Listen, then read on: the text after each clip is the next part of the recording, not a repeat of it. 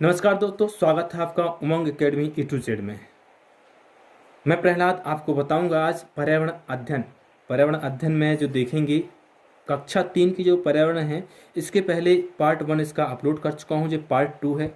Part 1 में अपन ने 1 से लेकर के जो 11 तक टॉपिक थे वो सब कवर किए थे। अब अपन देखने वाले हैं 11 से 1 से 10 तक कवर कर चुके थे। 10 के बाद अपन 11 से स्टार्ट करने वाले थे इसमें। तो 11 से अपन स्टार्ट करेंगे, इसका लास्ट तक जितना भी होगा वो सब इसमें कंप्लीट करेंगे। ठीक है, तो देख लेते। सबसे पहले 11वां जो टॉपिक है इसमें दिया है यहाँ से वहाँ। यहाँ से वहाँ का मतलब है इसमें कहीं ना कहीं जाने की बात हो रही, यातायात की बात हो रही। तो यातायात के साधन के बारे में पूछा जा सकता है प्रश्न। बस, रेलगाड़ी, हवाई जहाज, नाव, रिक्शा, साइकिल, बैलगाड़ी, ऑटो, तांगा, ये सब क्या है? यातायात के साधन है। ठीक है, अब आपसे प्रश्न यही पूछा जाएगा कि कौन से जो साधन हैं वो ईंधन से चलते हैं, कौन से जानवरों से चलते हैं, कौन से एक जानवर से चलते हैं, कौन से दो जानवरों से चलते हैं। ठीक है, तो साइकिल आप जानते हैं कि मनुष्य खुद चला लेता है, 2 पैडल होते हैं इसमें। रिक्शा होता है वो भी इंसान चला लेता है। बैलगाड़ी होती है 2 बैलों से चलती है। ठीक है, या फिर 2 बैलों से या फिर 2 घोड़ों से चल सकती है। टांगा जो होता है, ऑटो जो होता है वो ऑटो चलता है कैसे? डीजल से चलता है, गैस से चलता है। गैस से भी चल सकता है और डीजल से भी चल सकता है। तांगा जो होता है, तांगा की विशेषता होती है, तांगे में क्या होता है, एक घोड़ा उसमें रहता है या फिर गधा रहता है, जो भी आप उसमें। मोस्टली घोड़े का प्रश्न पूछा जाता है कि एक घोड़े का उपयोग होता है, तो तांगे में होता है। ठीक है, रेल बस जो चलती है वो डीजल से, रेलगाड़ी जो चलती है वो कहाँ से चलती है? डीजल से भी चलती है और इलेक्ट्रिकल से चलती है, कोयला से भी चलती है। अलग अलग प्रकार के इंजन आते हैं। हवाई जहाज जो होती है वो आसमान में चलती है, वो भी एक प्रकार से ईंधन से चलती है, उसका इंपोर्टेंट ईंधन होता है। नाव जो होती है वो कहाँ पर चलती है? नाव चलती है पानी में चलती है, चाहे आप नदी में चला लो, चाहे आप तालाब में चला लो, या फिर जो बड़े बड़े झीलें होती हैं वहाँ पर भी चलती है। तो इसके बारे में पूछा जा सकता है। इसकी विशेषता बेसिक सी विशेषता पूछी जाती हैं। अब काम अपने अपने में कुछ इसमें लिख नहीं पाया हूँ मैं, थोड़ा सा टाइम लग गया, किसी कारण से नहीं लिख पाया। इसमें काम अपने अपने से प्रश्न यही पूछा जाता है कि एक वकील होता है तो वो क्या काम करता है? वकालत करता है। डॉक्टर होता है वो क्या करता है? चिकित्सा करता है, रोगियों की चिकित्सा करता है। और एक जो किसान होता है वो क्या करता है? हल जोतता है, फसल उगाता है। और जो एक हल जो भी कर्मचारी होते हैं, जो भी जिसके काम होते हैं, उसके ऊपर बनाया गया है कि काम अपने अपने। आपसे सिर्फ यही प्रश्न पूछा जाएगा सीधा कि एक नर्स है तो वो क्या करेगी? रोगी की चिकित्सा करेगी। एक डॉक्टर है तो रोगी की चिकित्सा करेगा। एक वकील है तो क्या कार्य करेगा? वकालत करेगा। इस प्रकार से प्रश्न पूछे जा सकते हैं, काम अपने अपने में। ठीक है, अब आगे है पार्ट 13 है, जो कि आपके चैप्टर का बहुत इंपॉर्टेंट पार्ट है। इसमें से प्रश्न पूछे जा सकते हैं। वैज्ञानिक लुईस ब्रेल का फ्रांस देश के रहने वाले थे। छूकर देखें ये एक टॉपिक है, और इस पे से आई एम श्योर कि यदि इसमें से सबसे ज़्यादा प्रश्न पूछा गया है अभी तक तो इसी पर पूछा गया है। कोई भी टेट एग्जाम उठा के देख लो आप, ऐसा हुआ नहीं कि यदि सीटेट की बात करें तो उसमें 1 या 2 एग्जाम के बाद में सब पूछना है, हमेशा प्रश्न रिपीट हुआ इससे। छूकर देखें, ठीक है, ये टॉपिक का नाम है। इसमें मुख्य रूप से प्रश्न पूछा जा सकता है कि वैज्ञानिक लुई ब्रेल जो है वो कहाँ के थे? तो फ्रांस देश के रहने वाले थे। क्यों पूछा जा सकता है उनके बारे में? वो इतने महान, उन्होंने कौन सा कार्य किया था? तो इन्होंने ही ब्रेल लिपि की खोज की थी। ब्रेल लिपि जो है इसकी खोज की थी लुई ब्रेल ने। ठीक है, किसने की थी ब्रेल लिपि की खोज? लुई ब्रेल ने। लुई ब्रेल और ब्रेल दोनों शब्द मिलते जुलते हैं, तो ब्रेल लिपि की खोज किसने की थी? लुई ब्रेल ने। आपको याद रखना है, बहुत ही इंपॉर्टेंट प्रश्न है, कई बार परीक्षा में पूछा गया है। इस लिपि में मोटे कागज पर उभरे हुए 6 बिंदु होते हैं। 6 बिंदु बने होते हैं। अब इसकी विशेषता बहुत ज़्यादा पूछी जाती है, कितने बिंदु होते हैं? ऑप्शन में हमेशा 8 आपको मिलता ही मिलता है। 6 भी रहता है, लेकिन आपको 8 नहीं करना, क्या करना है? 6 करना है। ठीक है, और 6 बिंदु जो होते हैं वो मुख्य रूप से इस प्रकार से बने होते हैं। आदि आपको आकृति इस प्रकार से बने होते हैं 6 बिंदु। ठीक है, तो ये आपको याद रखना है, कितने बिंदु बने होते हैं? 6 बिंदु बने होते हैं।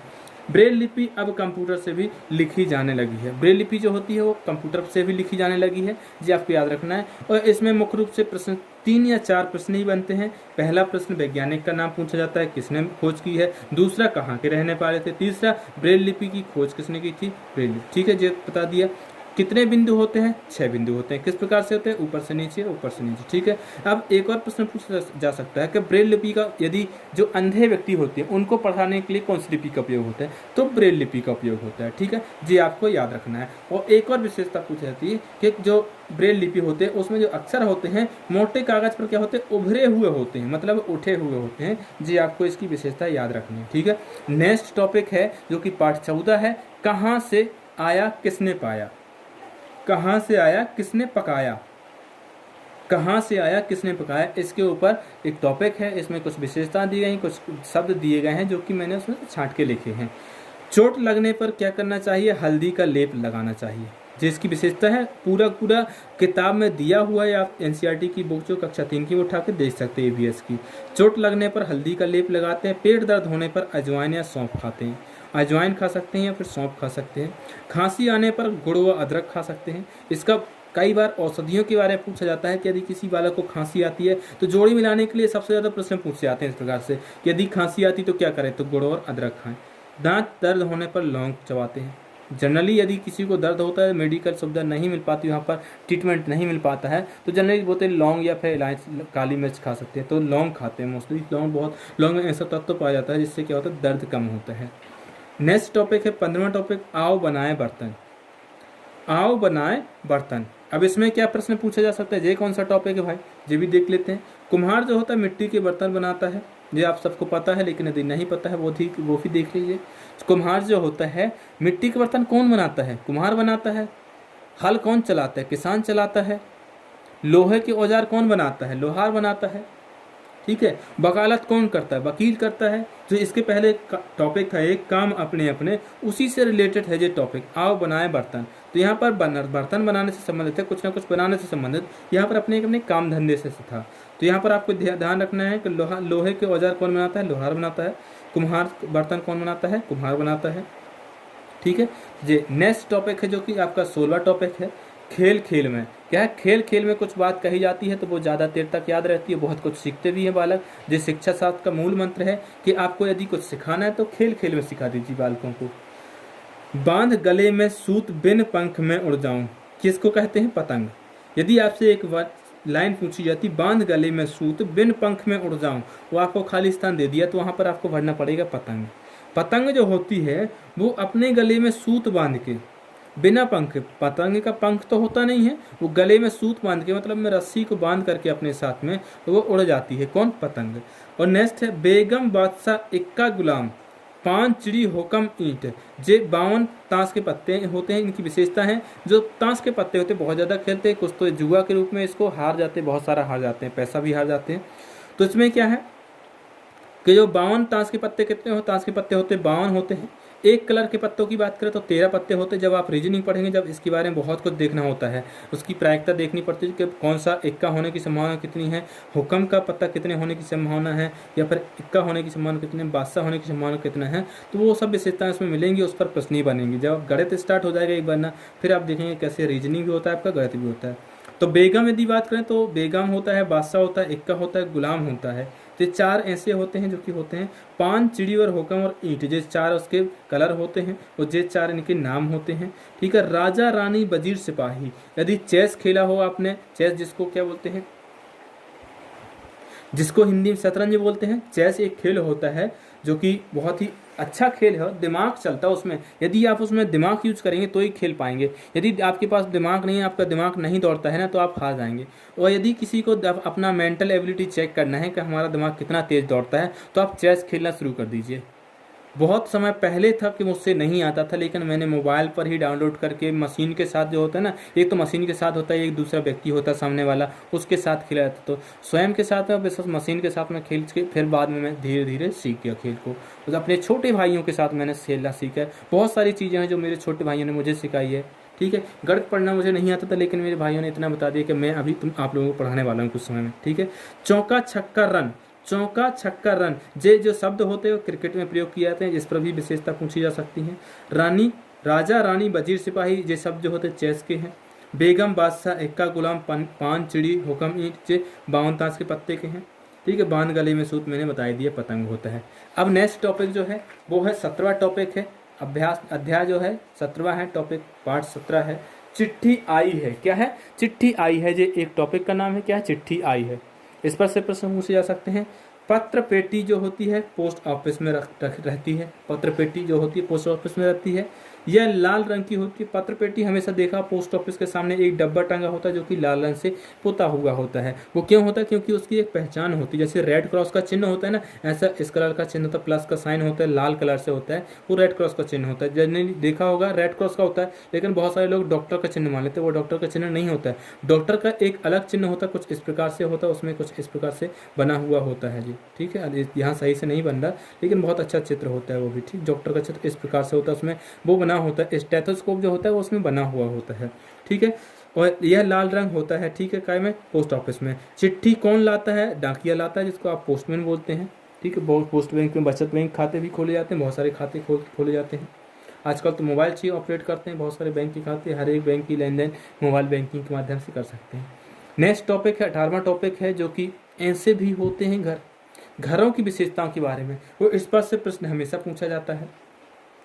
अब सबसे पहले अपन बात करेंगे श्रीनगर के बारे में। बात करें श्रीनगर की, बात करें तो कैंप या टेंट है, वहाँ के जो घर होते हैं उसको कैंप या टेंट बोलते हैं। कैंप या टेंट की विशेषता पूछी जाती है तो कपड़ों की कतरनी की झालर बनी होती है। जो कपड़े होते हैं उसकी जो कतरनी, मतलब यदि आपने एक कपड़ा लिया है उसको ऐसे कैसे कैसे काटेंगे सिलेंगे, उसकी कतरनी बचती है, उससे बनाई जाती है एक झालर, जो टेंट या कैंप में उपयोग की जाती है। बादाम के छिलकों से पोस्टर बनाते हैं। बादाम के छिलकों से पोस्टर बनाते हैं कैंप और टेंट में लगाने के।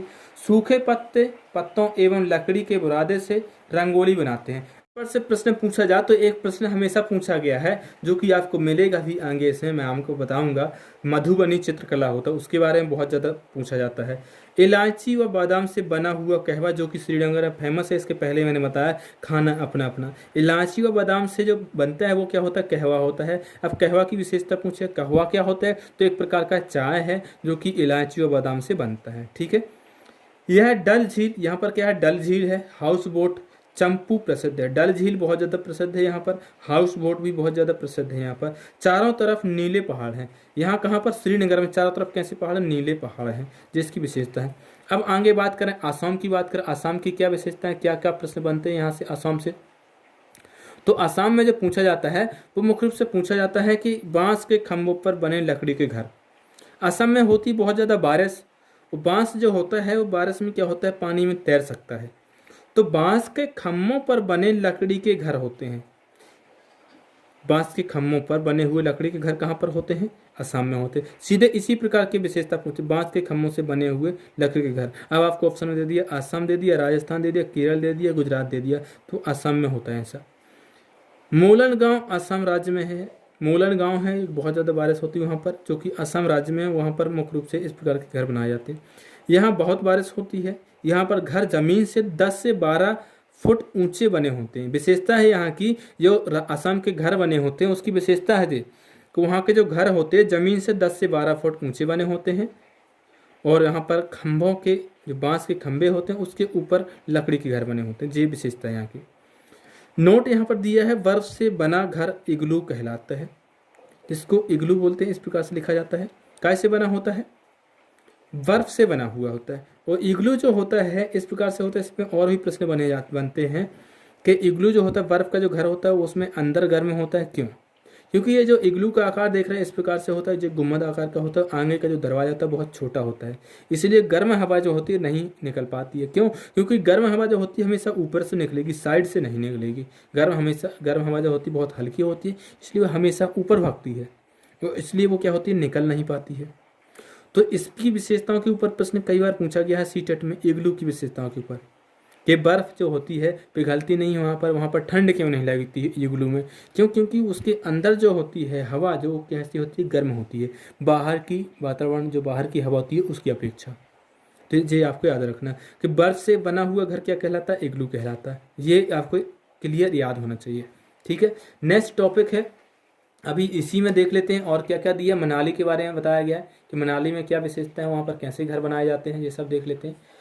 तो पहाड़ी इलाका है मनाली, जो है एक प्रकार का पहाड़ी इलाका है। यहाँ बारिश बहुत होती है, बर्फ भी पड़ता है यहाँ पर। देखो अभी आपने देखा था असम के बारे में, असम में क्या होता है? बर्फ नहीं पड़ती, वहाँ पर बारिश होती है लेकिन बर्फ नहीं पड़ती है। मनाली में बर्फ बहुत पड़ती है। यहाँ पर मकान पत्थर या लकड़ी से बने होते हैं। जो मनाली है वहाँ की विशेषता पूछी जाए मकान की, तो मकान से जो मकान होते हैं वो पत्थर या लकड़ी के बने होते हैं। सीधे सीधे प्रश्न पूछे जाते हैं और विशेषता दी होती हैं कि आपको मनाली के बारे में बताना है, या फिर आपको बता दिए पत्थर जो मकान पत्थर जो या लकड़ी से बने होते हैं वो कौन सा राज्य है, तो वो है मनाली। मनाली से बने होते, मनाली बने होते, ठीक है। दिल्ली की बात करें तो दिल्ली भारत की राजधानी है, आप सब जानते हैं। यहाँ पर लोग अधिक हैं और ज़मीन बहुत कम है, इसीलिए बहुमंजिला इमारतें बहुत हैं। दिल्ली में क्या है, ज़मीन तो बहुत कम है लेकिन लोग बहुत ज़्यादा हैं, और इसीलिए यहाँ पर क्या होता है, बहुमंजिला इमारतों का उपयोग किया जाता है, बहुमंजिला इमारतें बनाई जाती हैं। राजस्थान की बात करें तो यहाँ बारिश बहुत कम होती है, राजस्थानी इलाका है, आप जानते हैं शुष्क होता है, वहाँ पर गर्मी पड़ती है, गर्मी पड़ती है। यदि गर्मी के बारे में कोई प्रश्न पूछा जाए तो राजस्थान पहुँच जाइए आप। यहाँ मिट्टी के घर बने होते हैं, देखिए आपने देखा आसाम के घर कैसे होते हैं, जो बांस के खंभे होते हैं उस पर लकड़ी के घर बने होते हैं। मनाली में देखा पत्थर और लकड़ी के घर बने होते हैं, पत्थर या लकड़ी से बने होते हैं। पत्थर जो होते हैं या लकड़ी से बने होते हैं कहाँ पर, मनाली में। लेकिन असम में बने होते हैं कैसे, लकड़ी के तो बने होते हैं लेकिन बांस के खम्भों पर बने होते हैं। अब बात करें राजस्थान की, राजस्थान में जो होते हैं मिट्टी के घर बने होते हैं। यहाँ पर विशेष ध्यान देना, मिट्टी के घर, क्यों, क्योंकि जो मिट्टी से घर बने होते हैं वो गर्माते कम हैं, दीवारें मोटी होती हैं, इसी की वजह से गर्मी अंदर नहीं जा पाती है। इनकी छतें कटीली झाड़ियों से बनी होती हैं। ये विशेषता पूछी जा चुकी है, कई बार सीटेट में पूछे जा चुके हैं। ये प्रश्न सीधे सीधे पूछे जाते हैं कि छतें जो होती हैं कटीली झाड़ियों से बनी होती हैं, कहाँ पर, राजस्थान में। कहाँ पर, राजस्थान में। दोस्तों इस वीडियो के माध्यम से आपको इतना होगा कि यदि सीधे सीधे एनसीईआरटी की बुक से यदि कुछ प्रश्न बनता है तो यहीं से बनेगा, वो आप प्रश्न करके ही आएंगे, ये श्योर है, गारंटी के साथ कह रहा हूँ कि आप प्रश्न सही करके ही आएंगे। नेक्स्ट टॉपिक है पार्ट 19 है, हमारे साथी जानवर। क्या है, हमारे साथी जानवर। जानवर को क्यों पालते हैं अपन, कुछ ना कुछ तो कारण होगा पालने का, क्यों पालते हैं, तो पालने का वजह है, पालने की वजह है क्यों पालते हैं। कुत्ता होता है वो रखवाली करता है, एक प्रकार से सुरक्षा का काम करता है कुत्ता। कई बार आपने देखा होगा यदि आप कुत्ता सो भी रहा है ना, यदि आप वहाँ से निकलेंगे तो वो एक आंख खोल के देख सकता है, वो उसकी बहुत तेज होती है, आहट जो होती है बहुत तेज सूंघ लेता है, वो सुन लेता है। गाय जो होती है दूध देती है, गाय गौमाता को दर्जा दिया गया है, गाय को दूध देती है, बहुत ही अच्छा दूध होता है गाय का, बहुत हल्का होता है, बीमारों को बहुत ज़्यादा लाभदायक होता है। गधा की बात करें तो गाड़ी खींचता है गधा, इसलिए पालते हैं। मालवाहक के रूप में गधे का उपयोग करते हैं। दुग्ध के लिए गाय को पालते हैं। कुत्ता जो होता है एक प्रकार से पालतू जानवर है, सबसे पहले पालतू जानवर कुत्ता ही बनाया गया था। मुर्गी जो होती है अंडा देती है, जो कि अंडा जो होता है प्रोटीन का बहुत अच्छा स्रोत होता है। लेकिन यदि प्रश्न पूछा जाए कि जो अंडा होता है और सोयाबीन मटर इन सब में कुछ सीक्वेंस पूछा जाता है कि सबसे ज़्यादा प्रोटीन किस में होता है, तो सोयाबीन में आप वहाँ पर ध्यान दीजिए कि जिस शब्द में, जौन से शब्दों के समूह में सोयाबीन होगा वहाँ पर प्रोटीन बहुत ज़्यादा होता है। ठीक है, सोयाबीन मटर, यदि आपसे पूछा जाए कि अंडा और तेल, तो वहाँ पर अंडा तेल नहीं होगा, वहाँ पर सोयाबीन और मटर में प्रोटीन अधिक मात्रा में होगा। यदि फैट की बात करते हैं बसा की, तो बसा जो होगा वो कहाँ पर होगा, आपका तेल में होगा बहुत ज़्यादा बसा। मधुमक्खी जो होती है शहद प्राप्त होता है मधुमक्खी से। चिड़िया जो होती है प्यारी लगती है, चिड़िया कैसी होती है, प्यारी लगती है। ये बच्चों जो होते हैं खेलते हैं, पाठ पढ़ते हैं, उनको आनंद आता है, इस प्रकार से इस प्रकार की कहानी दी जाती हैं पाठ में। चिड़िया कैसी लगती है, प्यारी लगती है, इसलिए चिड़िया को पालते हैं। ठीक है, और भी बहुत सारे रीजन होते हैं। अब सबसे बात यहाँ पर इंपॉर्टेंट बात है मधुमक्खी के बारे में। ठीक है, मधुमक्खी का जो छत्ता बना होता है वो मोम का बना होता है। सीधा प्रश्न पूछा जाता है कि मोम से क्या बना होता है मधुमक्खी का, तो छत्ता कैसे बना होता है, मोम से बना होता है। अब सदस्य की पहचान नृत्य से, तो मधुमक्खी जो होती है वो सदस्य की पहचान कैसे करती है कि वो हमारे ही समूह का सदस्य है, तो नृत्य के माध्यम से। कैसे, नृत्य के माध्यम से। नहीं तो कोई भी मधुमक्खी आकर के किसी के छत्ते में ना घुस जाए, तो वो एक नृत्य करती है जिसके माध्यम से पहचानती है। वंश का नाम पूछा जाए तो वंश है एपिस। एपिस में इसका वंश है, 7 जातियां हैं। वंश एपिस है और 7 जातियां हैं एपिस वंश में। ठीक है, संघ की बात करें तो संधिपाद होते इसमें। ठीक है, वर्ग की बात करें तो कीट वर्ग में इसको रखा गया है। गढ़ की बात करें तो कला पक्ष है इसका। ठीक है, गढ़ जो है कौन सा है, कला पक्ष है। कुल की बात करें तो एपीडी। एपीडी को बहुत ज्यादा पूछा गया परीक्षा में, पीएटी के प्रश्न में तो हमेशा पूछा जाता है। कुल कौन सा है इसका, मधुमक्खी कुल है, एपीडी कुल है। ठीक है, अब बात करें मधुमक्खी की जो कुछ प्रजातियां हैं उस पर प्रश्न पूछे जाते हैं कि मधुमक्खी कौन सी जातियां हैं। ठीक है, तो मधुमक्खी की जातियां कौन सी हैं कौन सी नहीं, इसको आपको ध्यान रखना।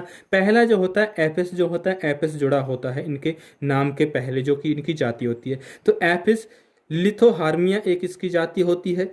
एपिस नियरेक्टिका इसकी जाति होती है। एपिस फ्लोरिया इसकी जाति होती है। और एपिस डोरसाटा तो प्रश्न में पूछा जा चुका है। एपिस सोराना इसका पूछा जा चुका है। एपिस मेलीफेरा, एपिस मेलीफेरा और एपिस डोरसाटा, ये आपको बहुत ही इंपॉर्टेंट है, जो कि हमेशा प्रश्न पूछा जाता है इस पर आधारित। ठीक है, नेक्स्ट टॉपिक है आपका पाठ 20 है बूंद बूंद से। बूंद बूंद से ये टॉपिक है, 20वां टॉपिक है।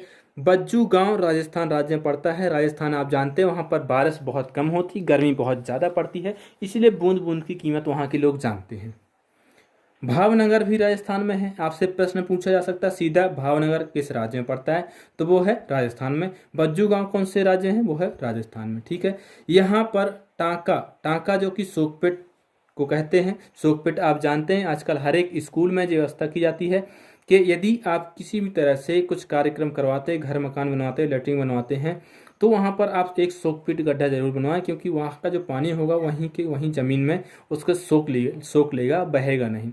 तो टांका जो होता है इसके बारे में प्रश्न पूछा जा सकता है कि टांका क्या होता है। तो एक प्रकार का सोकपिट गड्ढा होता है जो कि टांका के नाम से जाना जाता है। दोस्तों आई होप वीडियो अच्छा लगा हो। यदि अच्छा लगा हो तो कमेंट करके ज़रूर बताना कि वीडियो बहुत अच्छा लगा है, और किस प्रकार से आपको और टॉपिक चाहिए वो भी कमेंट बॉक्स में कमेंट करते हैं। ठीक है, कितने लोग हैं जो कि मैथ की चाहते हैं कि मैथ की वीडियो बनाऊँ, मैं मैथ की वीडियो लेकर के आऊँ। दोस्तों मिलते हैं एक नेक्स्ट वीडियो में, तब तक के लिए नमस्कार। Thanks for watching.